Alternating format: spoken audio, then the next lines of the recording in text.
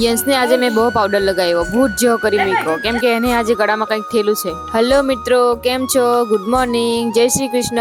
યંશ આજે જલ્દી ઉઠી ગયો, ખબર નહીં હું ઉઠીને ખવડવા જ લાગી ગયો. એટલે મેં પહેલા એને નવડાવીને તૈયાર કરીને પછી પાવડર લગાવી દીધો. એને ગળામાં લાલ થઈ ગયેલું, કંઈ કડી ગયેલું હોય તેવું લાગે, એટલે મેં ડબ્બાઈને પાવડર લગાવ્યો. પછી મેં પીવડાવ્યું એને દૂધ. પછી મેં ચા બનાવી દીધી, ચા પીધી, શાક રોટલા બનાવ્યા, દાળ ભાત બનાવ્યું. પછી મેં નાઈને તૈયાર થઈ ગઈ. યંશને સારું શીરો બનાવ્યો અને પછી એને ખવડાવી દીધો. પછી અમે ગયા ચીખલી, કેમ કે યંશના હાથમાં તૂટી ગયેલું છે અને બીજા છે પણ તે મોટા છે, એટલે અમે આવી ગયા ચીખલી જ્વેલર્સમાં. ત્યાંથી અમે લઈ લીધા એના હાથમાં ના. પછી અમે ગયા ઢોકળા લેવા માટે. આવીને ઢોકળા ખાઈ લીધા. યંશ તો બરાબર સૂઈને ખાવા લાગેલો છે.